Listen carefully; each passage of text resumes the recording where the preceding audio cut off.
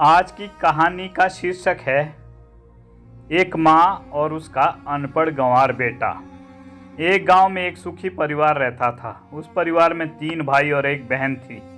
उनके माँ बाप उन चारों से बहुत प्यार करते थे, मगर बीच वाले बेटे से थोड़ा परेशान थे, क्योंकि बड़ा बेटा पढ़ लिख कर डॉक्टर बन गया और छोटा बेटा भी पढ़ लिख कर इंजीनियर बन गया था। मगर उनका बीच वाला बेटा बिल्कुल गंवार और आवारा ही रह गया। अब उनके दोनों बेटों डॉक्टर और इंजीनियर ने विवाह भी कर लिया था और कुछ महीनों के बाद ही उनकी बेटी का भी एक अच्छे घराने में विवाह हो गया था। मगर बीच वाला बेटा अभी भी कुंवारा ही था, क्योंकि वो बिल्कुल अनपढ़ था और कहीं पर मजदूरी का काम करता था। इसलिए उसे शादी के लिए कोई लड़की भी नहीं मिल रही थी और उसके माँ बाप उससे बहुत परेशान हो चुके थे। अब जब भी उसकी बहन अपने मायके आती तो पहले वो अपने डॉक्टर और इंजीनियर भाइयों से मिलती थी, मगर बीच वाले भाई से वो बहुत कम मिलती थी, क्योंकि वो उसे ज़्यादा पैसे नहीं दे पाता था। लेकिन फिर भी वो उससे बहुत प्यार करता था। अब इस गंवार बेटे की शादी किए बिना ही उसके पिता की मृत्यु हो गई। उसकी माँ ने जैसे तैसे उस गंवार बेटे का विवाह अपने ही गांव की एक सीधी सादी लड़की से करवा दिया। विवाह होते ही न जाने ऐसा क्या हुआ कि अब उसका अनपढ़ बेटा पूरा मन लगाकर काम करने लगा और पहले से कहीं ज़्यादा मेहनत भी करने लगा। अब तो उसे कोई भी दोस्त बुलाने आता तो वो उसे यही कहता कि भाई, पहले तो मैं अकेला था, जैसे तैसे अपना गुजारा कर लेता था, परंतु अब मेरी शादी हो गई है तो अब मुझे अपनी पत्नी के लिए भी कमाना पड़ता है और कल को आने वाले बच्चों के लिए भी तो कुछ न कुछ जोड़ना ही पड़ेगा। इसलिए तो दोस्त, अब मैं तेरे साथ नहीं घूम सकता। ये कहकर उसका गंवार लड़का सीधा अपने काम पर निकल जाता। अब उसके दोनों भाई आपस में ये बातें करने लग जाते हैं कि हम दोनों उस गंवार से कहीं ज़्यादा पैसे कमाते हैं, इसलिए हम सब घर और ज़मीन का बंटवारा कर लेते हैं और उस गंवार से अलग हो जाते हैं, क्योंकि अब वो हमारे बराबर कभी नहीं कमा सकता। इसलिए उन दोनों भाइयों ने अपनी माँ के लाख मना करने के बावजूद भी बंटवारे की तारीख तय कर दी और उन्होंने अपनी बहन को भी बुलवा लिया और अपने गंवार भाई से भी कह दिया कि आज तुम अपने काम पर मत जाना, क्योंकि हम सब आज घर और ज़मीन का बंटवारा करने वाले हैं। उसी वक्त उनकी बहन भी आ जाती है। तभी उनका गंवार भाई कहता है कि तुम लोग बंटवारा कर लो, मुझे जो भी देना हो दे देना, मैं शाम को आकर अंगूठा लगा दूंगा। यह सुन उसकी बहन कहती है, अरे बेवकूफ़, तू तो अनपढ़ के अनपढ़ ही रहेगा। जमीन जायदाद का बंटवारा तो आमने सामने बैठकर ही होता है। उसके दोनों भाई भी अपने गंवार भाई को उल्टा सीधा कहने लगे।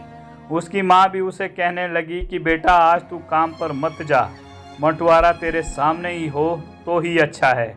उसी वक्त वकील भी आ जाता है। वकील कहता है कि आपका सारा हिस्सा मिलाकर 10 बीघा ज़मीन है और आपका ये घर है। अब ये बताओ कि किसको कितना हिस्सा देना है, मैं उसी हिसाब से बंटवारे के कागज़ बना दूंगा। वकील साहब की बात सुन उनका गंवार भाई कहता है कि वकील साहब, 5-5 बीघा मेरे दोनों भाइयों के नाम लिख दो और ये जो मकान है ये मेरी प्यारी बहन के नाम कर दो। ये सुन उसकी बहन और दोनों भाई पूछते हैं, और तू हिस्से में क्या लेगा? उनका गंवार भाई कहता है कि मेरे हिस्से में मेरी प्यारी माँ है ना। और वो अपनी पत्नी की तरफ मुस्कुराते हुए कहता है, क्यों मेरी प्यारी पत्नी, क्या मैं गलत कह रहा हूँ? उसकी पत्नी अपनी सास से लिपट कर कहती है कि मेरे लिए माँ से बड़ी वसीयत और क्या हो सकती है। पत्नी की बात सुन उसका पति भी अपनी माँ से लिपट जाता है। गंवार बेटे और बहू के इस प्यार ने जमीन जायदाद के बंटवारे को एक सन्नाटे में बदल दिया। उसकी बहन अपने गंवार भाई के गले लगकर रोते हुए कहती है कि मुझे माफ़ कर दो मेरे भाई, मैं आपको समझ ही नहीं सकी। उसका भाई कहता है कि मेरी प्यारी बहन, इस घर में जितना अधिकार हम लोगों का है उतना ही अधिकार तुम्हारा भी है। और रही बात बंटवारे की, तो बंटवारा नहीं करने से हमारा जीवन रुक तो नहीं जाएगा। क्यों करते हैं हम बंटवारा? क्या हम एक साथ मिलकर नहीं रह सकते जैसे बचपन में रहा करते थे? एक साथ मिलकर रहने को ही तो कहते हैं एक अच्छा परिवार, और उस अच्छे परिवार को संभालती है एक माँ। उसके दोनों भाई भी अब बहुत शर्मिंदा थे। वो बंटवारे के सभी कागज़ फाड़ कर फेंक देते हैं और अब सब लोग साथ साथ मिलकर रहने लगते हैं। प्रिय श्रोताओं, इस सुंदर कहानी से हमें एक महत्वपूर्ण सीख मिलती है कि हमारे माँ बाप ही हमारी सबसे बड़ी पूंजी हैं। माँ बाप को हमेशा खुश रखना चाहिए। उनके रहते कभी भी आपस में बंटवारे का दुख उनको नहीं देना चाहिए, बल्कि सबसे अच्छा तो ये ही है कि सदैव मिलकर अपना जीवन यापन करते रहें। जो मज़ा मिलकर साथ रहने से एक दूसरे का दुख दर्द बांटने में है, वो दुनिया की किसी और चीज़ में नहीं है। ऐसे ही सनातन धर्म में नहीं कहा गया है कि अयम निज परवा इति गणना लघु चेत साम उदार चरिता नाम च वसुधैव कुटुंबकम।